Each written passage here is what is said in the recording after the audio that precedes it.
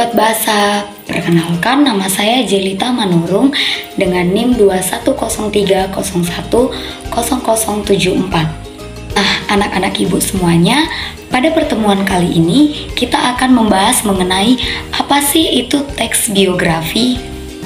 Nah, anak-anak ibu semuanya, sebelum kita lanjut ke materi, mari kita lihat gambar di samping ini.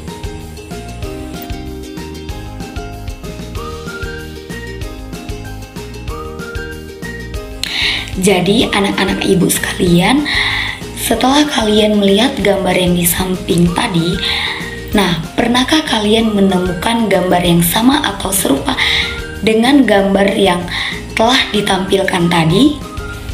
Atau melihat gambar yang serupa pula pada media-media lainnya seperti di koran, di majalah, dan di buku? Jadi anak-anak ibu semuanya, itulah contoh dari teks biografi. Nah, anak-anak ibu sekalian, sebelum kita masuk ke materi, adapun tujuan pembelajaran kita pada hari ini, yang pertama, kita akan mengidentifikasi ciri-ciri dari teks biografi berdasarkan isinya. Nah, yang kedua, kita akan mengidentifikasi apa aja struktur dari teks biografi itu sendiri. Yang ketiga, kita akan menemukan pola penyajian karakter unggul tokoh dalam teks biografi. Adapun kompetensi dasarnya 3.14 menilai hal yang dapat diteladani oleh tokoh dalam teks biografi. Baik anak-anak ibu semuanya, yang pertama perlu kita ketahui apa sih itu teks biografi. Jadi, teks biografi secara umum dapat dikatakan sebagai keterangan kehidupan seseorang. Nah, jadi biasanya teks biografi ini menceritakan tentang awal kehidupan seseorang, pencapaian kehidupan seseorang, bahkan sampai ia meninggal, itu akan diceritakan secara rinci. Nah, anak-anak ibu sekalian, jadi teks biografi itu dibuat untuk mengisahkan kehidupan seorang tokoh ternama. Baiklah anak-anak ibu semuanya, selanjutnya teks biografi berdasarkan tujuan maupun fungsinya itu disebut narasi. Di mana teks narasi itu yaitu teks yang bertujuan untuk mengisahkan suatu peristiwa dengan senyata-nyatanya sehingga pembaca ataupun pendengarnya seolah-olah menyaksikan secara langsung peristiwa itu.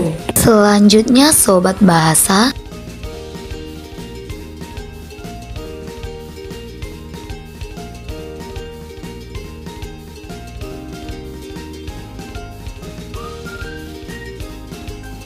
baiklah anak-anak ibu semuanya, selanjutnya kita akan membahas mengenai struktur teks biografi.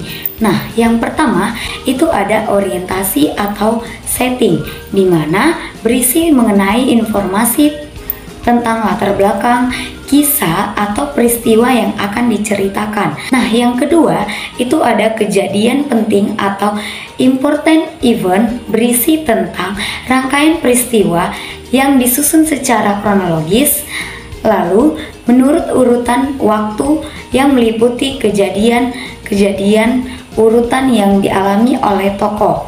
Nah, yang ketiga itu ada reorientasi, di mana berisi tentang komentar evaluatif atau pernyataan simpulan mengenai rangkaian peristiwa yang telah diceritakan sebelumnya.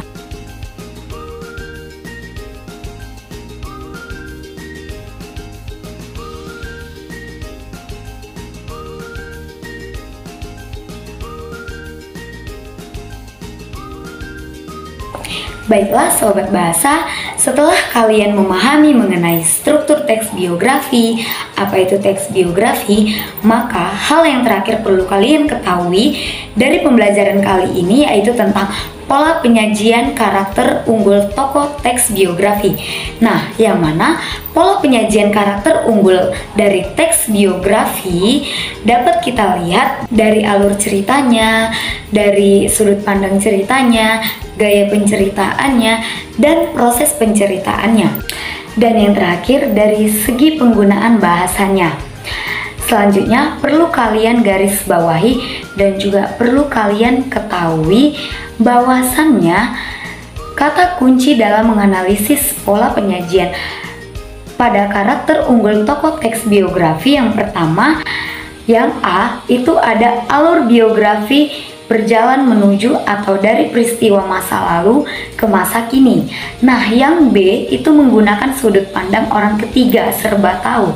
Dan yang C, gaya penceritaannya dilakukan dengan cara deskriptif naratif atau gabungan antara deskriptif naratif dan dialog.